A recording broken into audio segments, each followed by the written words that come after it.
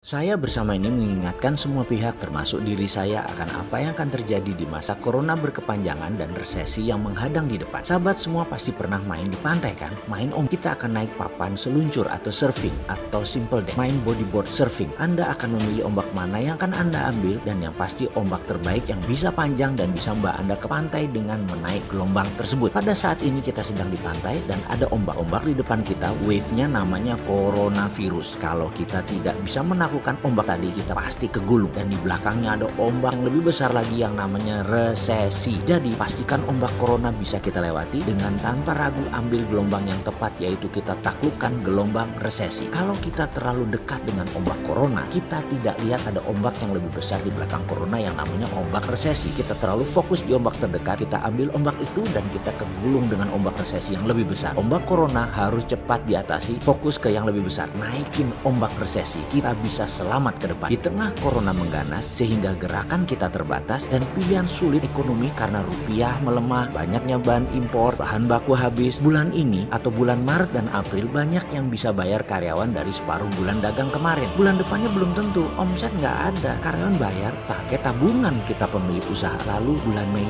ketika THR karyawan gajinya 2 kali, apa yang harus kita sebagai pemilik UKM lakukan ketika jualan tidak menutupi biaya lagi? Kuatkah banyak pengusaha PHK kah pilihannya atau bangkrut? Semua orang teriak, terutama pengusaha UKM. Dalam video sebelum ini ada kata global ekonomi sama dengan kontrol alt delete. Itu kenapa di riset? Lalu ternyata ada gelombang tsunami besar di belakang gelombang resesi, yaitu perang dua raksasa yang akan mengganas memuncak sebelum pemilu Amerika November 2020. Kalau pengusaha saat ini sulit melihat di atas bulan Mei masih bisa bisnis atau tidak karena gerakan terbatas corona dan hancurnya rupiah serta bursa, maka kita harus lakukan apa? Kita harus ubah bisnis model kita. Merubah bisnis model itu banyak cara. Misalnya mengecilkan ukuran produk, merubah bisnis model yang paling sederhana, sekali lagi juga merubah cara pembayaran, merubah target pasar. Ada banyak lagi. Inilah masa kita menyalip di tikungan. Ketika semua orang slow down, kita mulai menyerang. Nyerangnya bagaimana? Merubah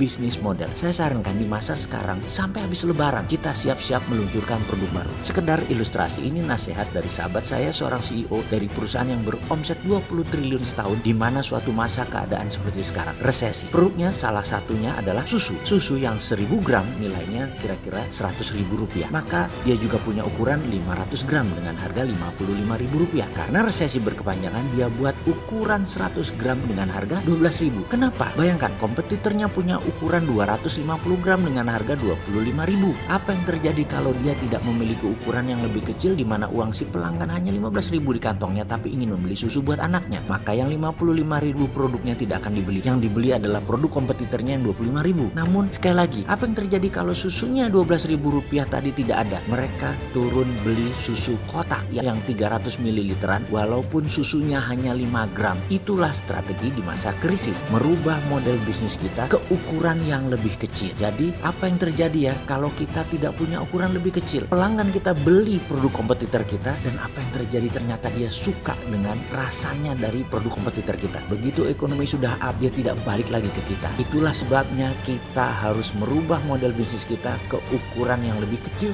di masa resesi.